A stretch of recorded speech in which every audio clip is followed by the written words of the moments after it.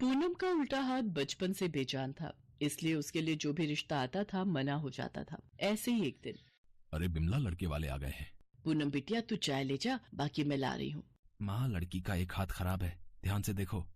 मदन जी, खाना पीना तो होता ही रहेगा है? हम बेटे से बात करके आपको कुछ दिनों में जवाब भेज देंगे है? अच्छा, अब हम चलते हैं, ठीक है? पूनम के लिए एक और घर का रिश्ता मना हो गया था। वो बिना कुछ बोले थैला उठाकर सब्जी लाने के बहाने घर से बाहर चली जाती है। घर से बाहर निकलते ही वो फूट फूट कर रोने लगती है। मदन और बिमला भी बहुत दुखी होते हैं। पता नहीं, मोहल्ले की सब लड़कियों के हाथ पीले हो गए। हमारी पूनम के भाग्य में न जाने क्या लिखा है। जो भी लड़का देखने आता है, इसके एक हाथ की खराबी की वजह से मना कर देता है। क्या करे बिमला, वो दिन मुझे आज भी याद है जब पूनम छोटी थी। सुनो जी, बारिश बहुत तेज हो रही है। मुझे नहीं लगता ये झुग्गी ज्यादा देर तूफान सहन कर पाएगी।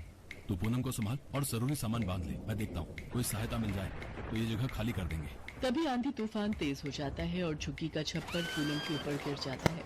बिमला अचानक से चिल्ला पड़ती है, पूनम मेरी बच्ची, क्या हुआ तुझे? ये क्या अनर्थ हो गया भगवान, मेरी बच्ची।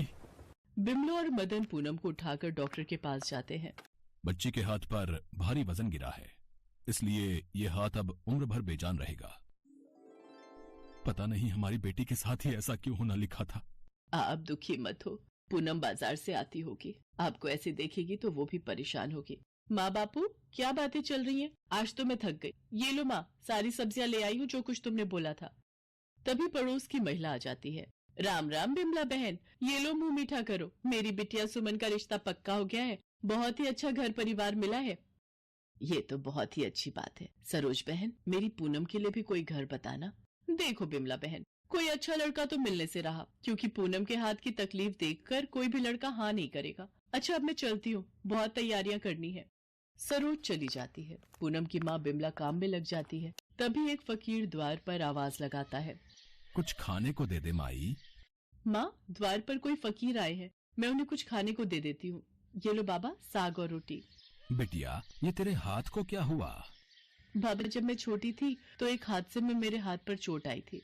सब चिंता बाबा भोलेनाथ पर छोड़ दे बच्ची। देखना, तेरा ये हाथ बिल्कुल ठीक हो जाएगा। क्या हुआ पूनम?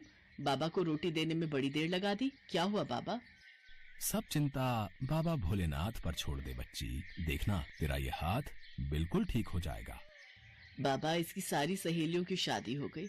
इसका बेजान हाथ देखकर सब लड़के मना कर देते हैं। पता नहीं इसका भाग्य कब खुलेगा।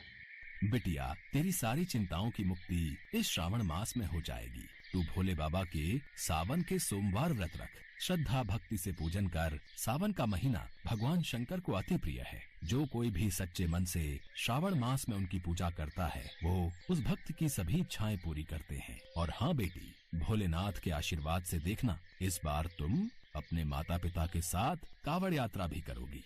बाबा, मैं ये सावन के सोमवार व्रत जरूर रखूंगी। पूनम भगवान शिव के सावन मास में सोमवार व्रत रखने लगी। सावन मास में सुबह उठकर वो शिव मंदिर में जाकर पूजा पाठ करती और शिवलिंग पर जल चढ़ाती। एक दिन पूनम मंदिर में पूजा के लिए पहुंची। तभी, अरे कोई मेरी मदद कर दो, ये सामने कुएं से पानी निकाल दो। मुझे शिवलिंग पर जलाभिषेक करना है। कोई मेरी मदद कर दो।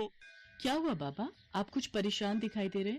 बेटी, आज सावन मास की शिवरात्रि है। मुझे कुएं के जल से ही शिवलिंग पर जल से अभिषेक करना है, पर मैं वृद्ध हूँ, कुएं में से पानी निकालने में असमर्थ हूँ।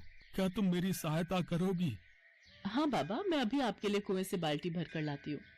पूनम बाल्टी उठाकर कुएं के पास जाती है और कुएं से पानी निकालने लगती है। उसे याद ही नहीं रहता कि उसका उल्टा हाथ तो काम ही नहीं करता, पर वो दोनों हाथों से पानी की बाल्टी खींच लेती है और उस बूढ़े व्यक्ति के पास ले जाने लगती है। तो बूढ़ा व्यक्ति वहां नहीं होता। पूनम अपने दोनों हाथों की ओर देखती है। जो उल्टा हाथ बरसों पहले अपाहिज हो गया था, आज उसने उसी हाथ से कुएं से पानी निकाला। वो भागती हुई घर जाती है।